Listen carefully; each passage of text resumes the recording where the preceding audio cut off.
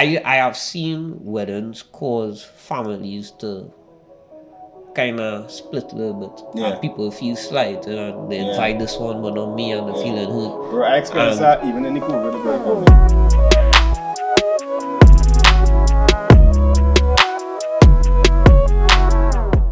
Alright, so welcome to the third episode of the OJT Husbands talk show. This is a talk show where us as young husbands share our experiences and learn from you all out there who are doing this a long time, if you're doing it a short time, right? Last episode we spoke about the pre-engagement process, and now we're going to move into the pre-wedding.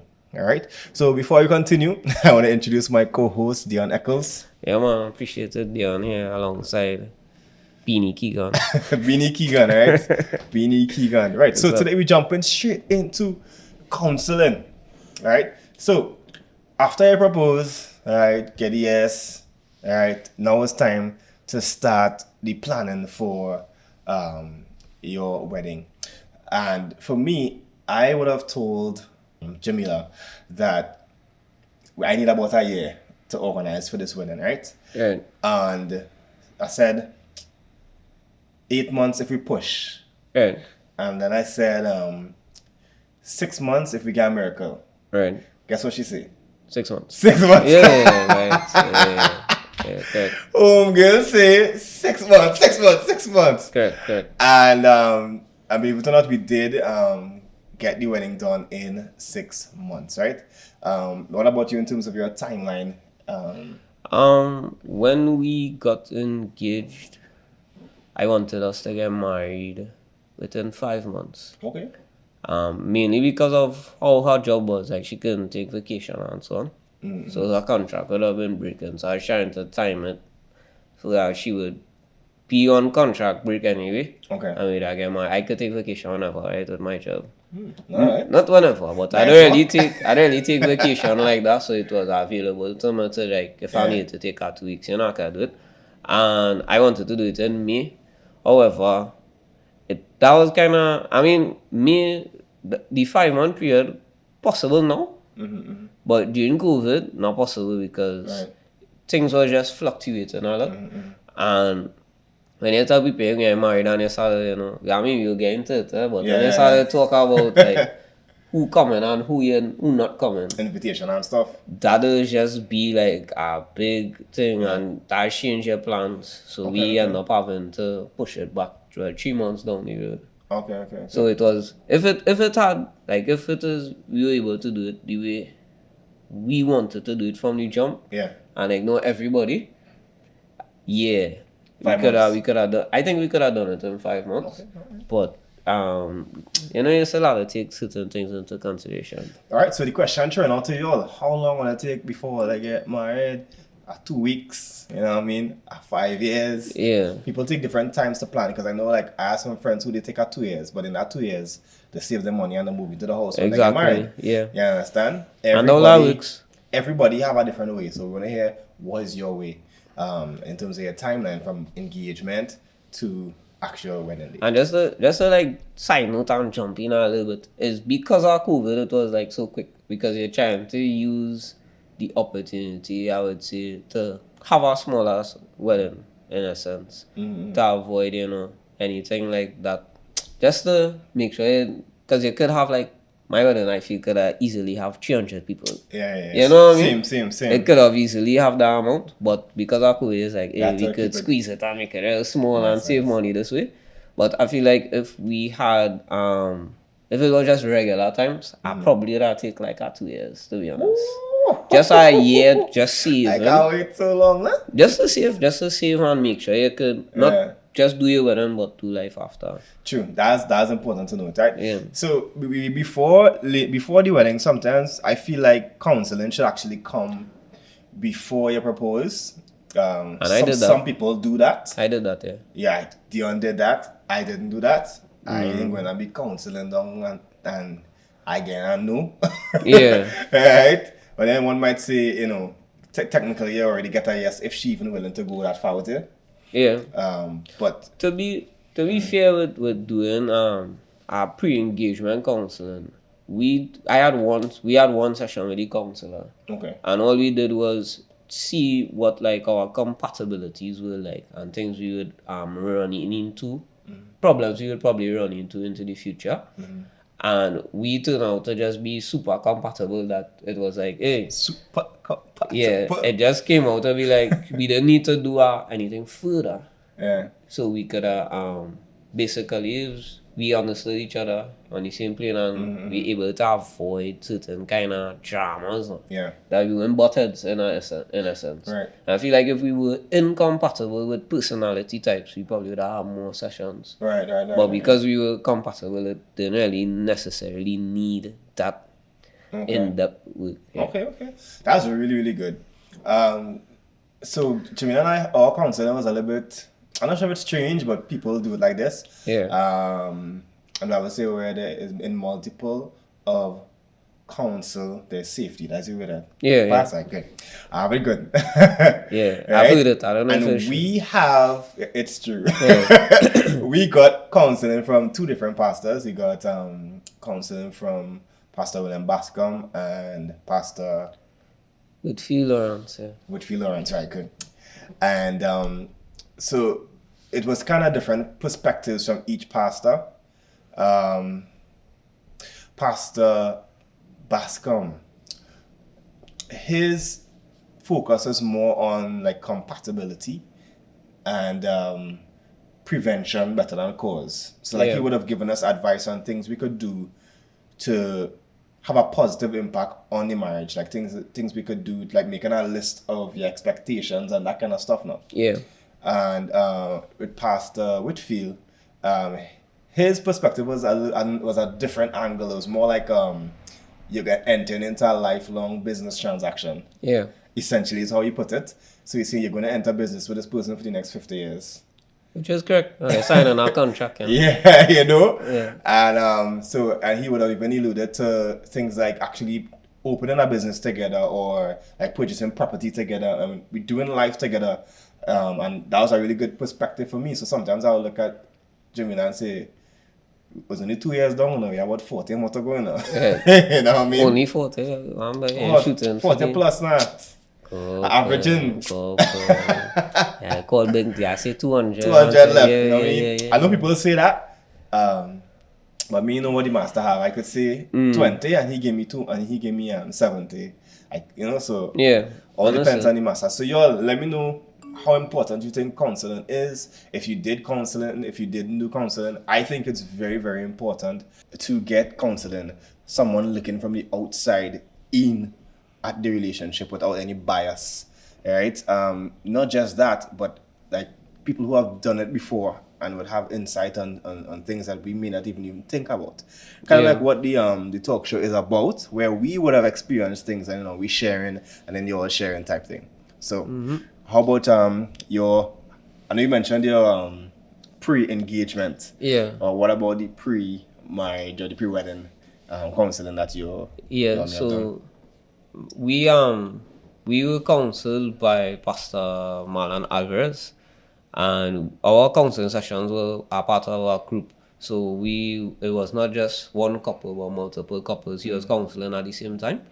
And what I remember distinctly about his counseling sessions was him teaching us what love looks like, what to expect, because it's not all the mushy feelings right through. It is a lot of hard work and so on, and he really brought back how Jesus loved the church, right? And that example really helped to set my mind on how I was supposed to love your wife, because the Bible tells us, husbands, love your wife as Christ loved the church. Right? That's tall order, It's a very tall order. When you consider how Christ loved the church, then it was kind of like, I actually tell my wife this sometimes. I'd be like, I have to like start to up the grace I just give to her, because sometimes I might feel like I give her like a lot of grace, but sometimes it'll be like, maybe I'm being and I up the grace a little bit.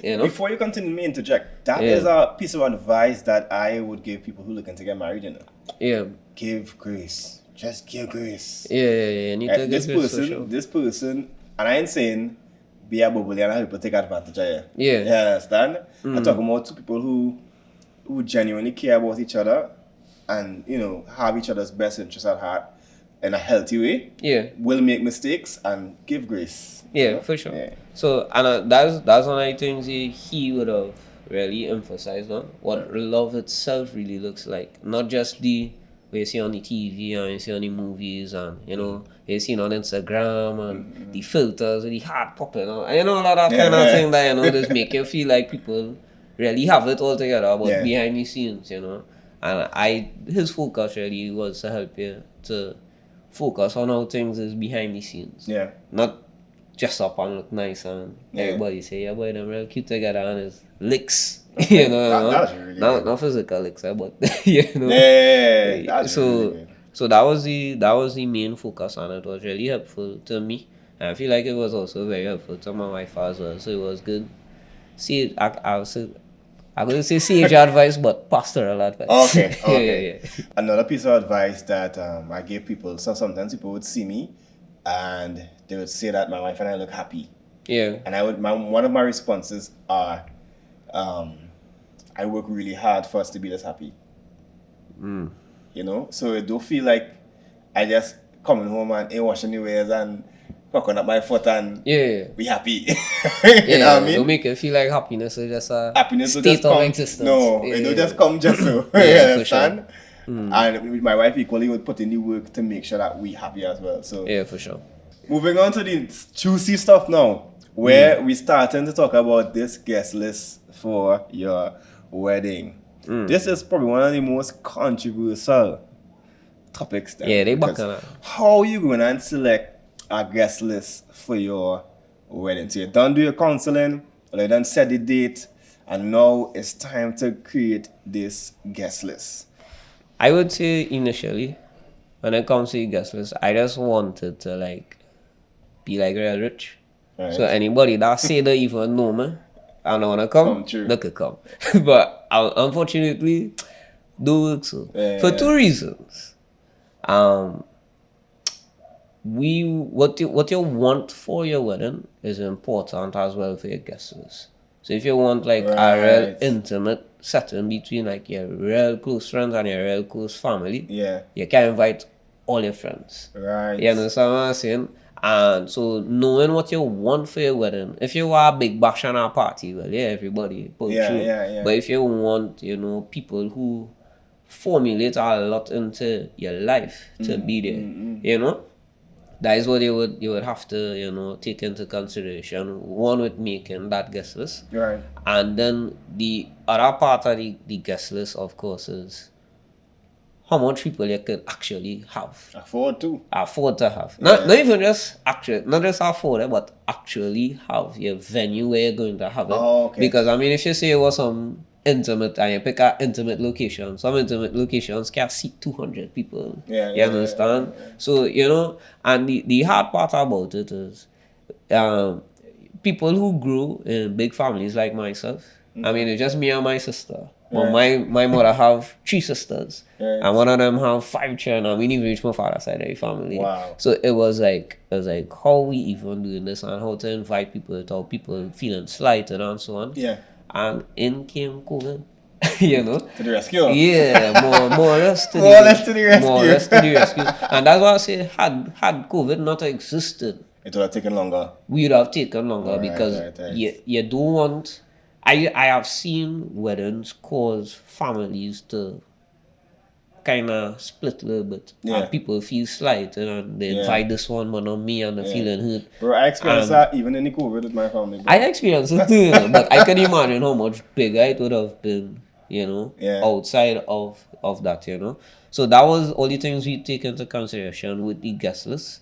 And we had a big list and we ended up still having to cut it down. Okay. Literally, only my sister and like my close family could have come. And the same with her side. We had friends, but like none, I couldn't invite my closest cousins. Because if I invite one cousin, the other one looking like, you know. So none of my cousins was there except my best man. Right. And that kind of was sad. It make me feel sad that I didn't get to enjoy that day. Yeah. You know, with them there. Yeah. But you really have to manage your relationship with your family well, you know. And I tried to make sure I could have done that so that nobody could say, well, they didn't invite she, but he didn't invite me. Some people would have done it as like invite representatives of. I didn't even do that. Not even like my mother's sisters was at my Okay. wedding. Okay. I invited my grandmother's sister because my grandmother passed away. All right. And that was basically it. I didn't want nobody. I didn't want my father to feel like it's only my mother side of the family. That kind of thing, you know? So we just make sure that nobody in common. Sad as it sounds, just to make things well done and with good taste. You don't want nobody to have a bad taste in the mouth. You understand? So that's how it went from with me and the guest list. Yeah, I don't know what advice would the guest list right now. No. I guess I don't know how to advise on our guest list. Alright. How much people you had on the guest list in the final guest list? The final count was it was somewhere between 40 and 50 people.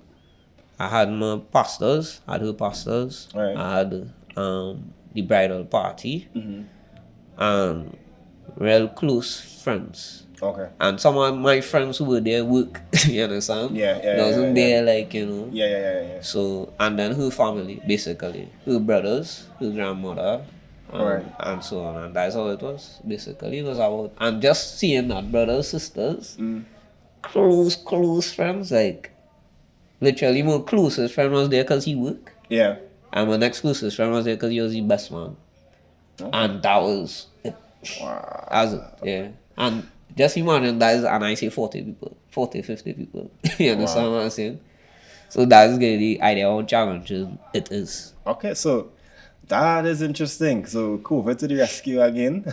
Yeah. So we actually got married a week apart, right? Yeah, you got married a week before. A week before? Okay. And Dion insists that I plan to like cheat him like by get married before him type thing because my wedding was actually supposed to be 2 months after his and we pull up the date now. You put any pass, you know what I mean? Lovely, man. Any pass. I ain't beating up about that. Alright, lovely. So in terms of guest list, my wedding had 10 people. Well, the official guest list, that is. And, I know what to say, I know. But Jamil and I started with our biggest guest list. So we started off with all the people that we'd love to be there. All. The list reached about 150, but we didn't finish the listeners. We had more people to add. Yeah. Because we were like, we're making this list and it really makes sense because we had to narrow it down anyway. Yeah. So then I think we boiled it down to about 60 people. And then because of the COVID regulations, we boiled it down to about 35. And then COVID again, we ended up boiling it. And it was kind of difficult. The smaller the list get, the more difficult it was to determine who should be there and who shouldn't be there. Yeah. And then when the COVID squeezed it down to 10, it get easy. Yeah. It get easy, right? Because me, Jamila, could have counted the bride and groom, right? Pastor, both our parents, then both our parents, best man, maid of honor. Yeah. So I have one more. I'm forgetting. That is practically there. Yeah. And nine people. So it get real easy when it end up having to be 10 people. Yeah. And for us to kind of maneuver the COVID regulations, we kind of bend the rules a little bit. So we had a photo shoot. So basically, our guests ended up being about 40. Right. At the end. So we didn't have any reception. We just had the wedding with the 10 people with 10 chairs. Yeah. And then after the wedding, we had people come after, like in intervals kind of thing. Awesome. So that's how I kind of appease it. There were a lot of people that I wanted to be there that couldn't be there. It was really, really tough. But Dion gives so much good advice on the guest list. Me need to talk again about that. Yeah. You know, so y'all tell me what are some of the difficulties that you may have faced with your guest list, whether you got married during COVID or before COVID, and so on, right? Not just the guest list, but there are some special guests that have to come to the wedding. So we have what we call a bridal party, Yeah. right? And my bridal party had 5 people, right? Christopher, Desmond, Dwight, Rondell. It's 4. Yeah, 4. Okay. I hope it's 4, because I hope I forget. I forget that, man. There's only one that I forget not listening to the show. You better listen it. Yeah. No, but I think it's 4 of them I had. And yeah, Christopher, Desmond, Dwight, Rondell. Yeah, 4 people. And I would have chosen my bridal party, one based on how much friends my wife have on hers, so we kind of balance it off. Yeah. As well as I would have chosen based on 2 factors. And these 2 factors I would have used, I used that also for my bachelor party. Yeah. Where the men in my life, sometimes people in their life long, and they contribute a little, and there's other people that in their life short, and they contribute a lot. Yeah. So I'd use 2 categories to kind of class my friends. Right? People don't really talk about these things, but people categorize their friends all the time. Yeah. And I would have used the category of time and merit Yeah. to choose who I have at my side. Right. Right? I knew you really long, but we only get good a couple of years ago. Right. Right? And so your time might have been a little short, but the amount of value you bring, Yeah. your merit get you up there, even though it wasn't a wedding. Because he didn't invite me to here, so I returned the So favor. it does go sometimes, I guess. But we're still here today, you know what I mean? Yeah. And I really wish he could have been there, but things didn't permit that he could have. All right. So even like my best man, I know him for, as of today, I know him for 2 decades, 22 years. Okay. And he is my best friend. And plenty merit, boy. Woo, good. That's my first wingman. Yeah. Right? So from secondary school comes straight up to even after school, all up to today. So he ended up being my best friend, because my best man, because of the plenty value he add to my life. And so nobody could have beat him on either front. Right. Merit and longevity. And so even like yeah, so that's basically how I choose my men for my bachelors, for the bridal party. Yeah. My wife, you would have handled the girls and thing. So have you have any insight in terms of your like bridal party, how much you had and that kind of stuff? Yeah. I never wanted a bridal party. Right. My wife didn't want a bridal party either. So that worked out pretty well. I just knew my brother Kyle had to be my best man. Right. And my cousin Kiel had to be my best man. I had 2 best men, and she was like, that was perfect. Her 2 cousins were her maid of honors. Right. And that was it. That was really nice. So y'all did the 2 best man, 2 best men, 2 best men, and 2 maid of honors. That's cool. And that was it. No family to fit in, nothing like that. So you see, right? And this is one thing that's unique, and you'll realize as we continue with these episodes, right? Everybody have their own way of doing things. Yeah. So they did it this way, Jimmy and I did it a different way, and you all may have done it another way in terms of your bride. Yeah, bridal party. Yeah. Right? So let me know how y'all went about choosing the people for your bridal party. If you have a long trail with 12 people, if you're walking with the kind of walk thing. Yeah. And all this drama, let me know about that. For the next episode, we want to talk about if you had a bachelor party or a bachelorette party, and how that went. If you're planning it yourself, if your friends planning for you, and all those type of stuff, right? So that's about it for today's episode. All right. Thank you for viewing the OJT Husbands, where we share as we learn, and we learn as we share. Yeah. I like that, man. Yeah, I like it too. Yeah, man. Good. You ain't say bye-bye? I'm gonna say bye-bye. Tell them later or something. Thank you all for listening. So you sure can't wait to see you all on the next one. Boom, boom. We out.